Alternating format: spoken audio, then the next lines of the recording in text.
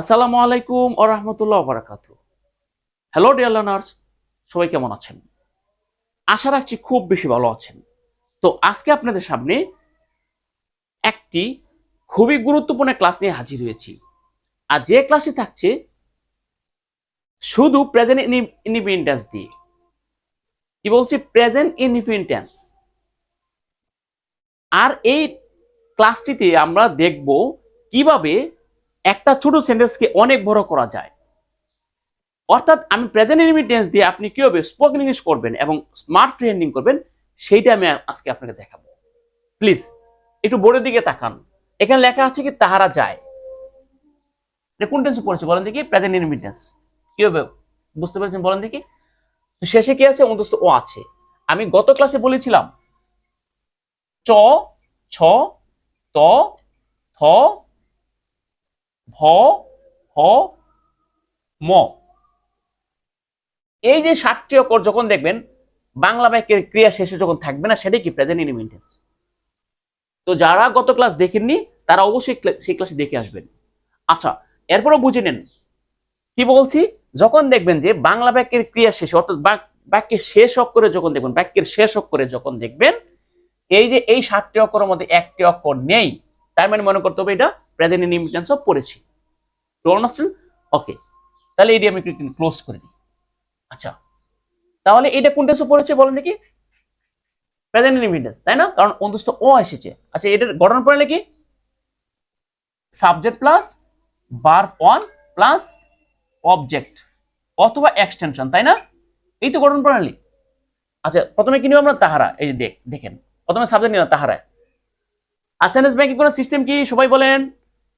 প্রথমে নিতে হবে সাবজেক্ট এবং শেষে যেতে হবে। তাহলে কি করব? প্রথমে আমরা সাবজেক্ট নিলাম দে, এরপর শেষে যাই। শেষে কি আছে বলেন দেখি? দেখো। আচ্ছা, এখানে দেখো তাহারা যায়। বলেন তাহারা যায় ইংলিশ কি? দেখো। তাহারা আসে ইংলিশ কি? দে কাম। আমরা লেখি ইংলিশ কি? We write. ওকে। আচ্ছা, এরপরে দেখেন আমি কি করেছি, এই সেন্টেন্সটাকে আমি একটু এক্সটেন্ড করেছি, অর্থাৎ একটু ভারিয়ে লিখেছি। তাহারা বাজারে যায়। দেখেন এখানে কি এসেছে? বাজারে এসেছে। একটু কি বাজার কথাটা একটু বেড়েছে এখানে। আর শেষে কিন্তু যায় আছে, দেখেন। অর্থাৎ আপনার কি করবেন? আপনার কথাই হলো যে বাংলা বাক্যের ক্রিয়াগুলি শেষে রাখবেন। তাহলে বাক্য কিন্তু অনেক সুন্দরভাবে গঠিত হবে। তাহারা যায় ইংলিশ কি? এই আগের গঠন করে দিয়ে, তাহারা ইংলিশ কি দিয়ে, এরপরে শেষে যাবেন, এই যে শেষে যাবেন দে গো, এরপরে কি? To market. এই যে এরপরে কি? এই যে এদিকে আসি, টু মার্কেট। এখানে কিন্তু একটা টু নিয়েছে, এই জন্য আপনাকে আমি আগেও বলেছি এখনো বলছি, যখন কোন স্থানে যাওয়া বোঝাবে তখন ওই স্থানের পূর্বে একটা টু দিয়ে দিবেন, টু বা টু দা। আন্ডারস্ট্যান্ড? কি দিবেন? টু বা টু দা। আচ্ছা, এরপরে দেখেন শেষের যে অর্থাৎ 3 নম্বর যে সেন্টেন্সটা এখানে লিখেছে, তাহারা প্রতিদিন বাজারে যায়। দেখেন এখানে কিন্তু একটু বেড়েছে, তাহারা প্রতিদিন বাজারে যায়। দুইটা কথা কিন্তু, এই দুইটা ওয়ার্ড বেশি এখানে এসেছে। প্রথম কি আছে? তাহারা যায়। দেখেন তাহারা যায় কিন্তু শেষে ঠিকই আছে, তাহারা যায়। আমি মাঝখানে দিয়েছি তাহারা প্রতিদিন বাজারে, তাহারা প্রতিদিন বাজারে যায়। ইংলিশ কি? দেখেন দে। তারপরে কি করবো? শেষে যাবো, শেষে এই যে শেষে দেখো, এই সাবজেক্ট প্লাস ভার্ব, এই যে শেষে কই ভার্ব আছে, দেখো। এরপরে কি? এই যে এইভাবে আসি, টু মার্কেট। ওকে। এরপরে এই শেষ থেকে এইভাবে আসবেন, দে গো টু মার্কেট ডেইলি অথবা এভরিডে অথবা রেগুলারলি। হয়েছে না? সহজ না? দেখছেন সেন্টেন্স কিন্তু একটা নিয়মে হচ্ছে, কিন্তু প্রথমে সাবজেক্ট দিচ্ছি এবং শেষে যাচ্ছি এবং শেষ থেকে নিয়ে আসতেছি। আচ্ছা, এরপরে কি? দেখেন এই সেন্টেন্সটা একটু এক্সটেন্ড হয়েছে। যেমন তাহারা প্রতিদিন বন্ধুদের সাথে বাজারে যায়। লম্বা হয়েছে না? কিন্তু দেখেন এখানে একটা সহজ কথা, যে এই যায় কথা কিন্তু শেষে রেখেছি। সেন্টেন্স মেকিং করার সিস্টেম এটাই, বাংলা ক্রিয়াটা শেষে রাখবেন। আচ্ছা, তাহারা যায়, শেষে যাই, শেষে যে শেষে দে গো। এরপরে কি? এভাবে আসি, টু মার্কেট,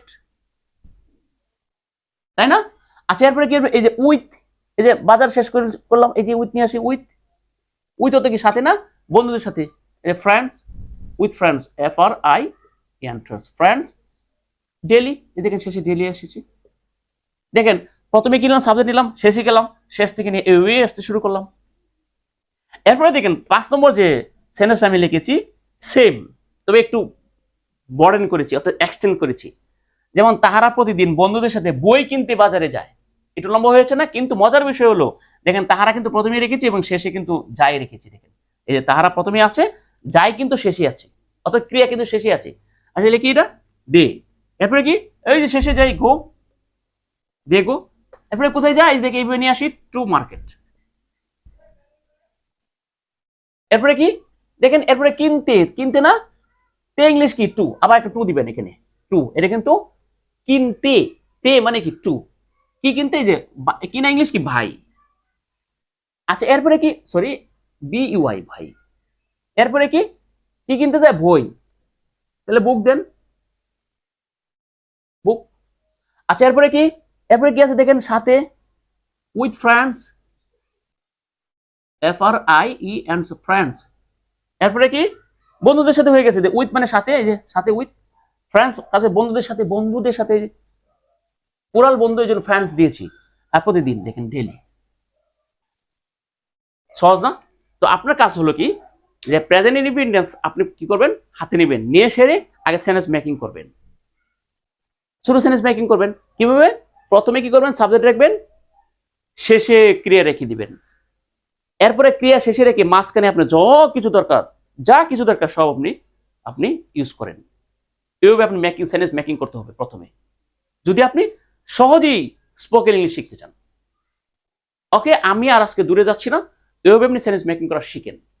যদি আমার এই ক্লাসটা ভালো লেগে থাকে অবশ্যই আপনাকে একটা লাইক দিতে হবে এবং আমাকে একটু ইগার দেওয়ার জন্য একটা কমেন্টস করবেন, একটা ভালো একটা কমেন্টস করে যাবেন। ওকে, সবাই অনেক বেশি ভালো থাকেন, সুস্থ থাকেন।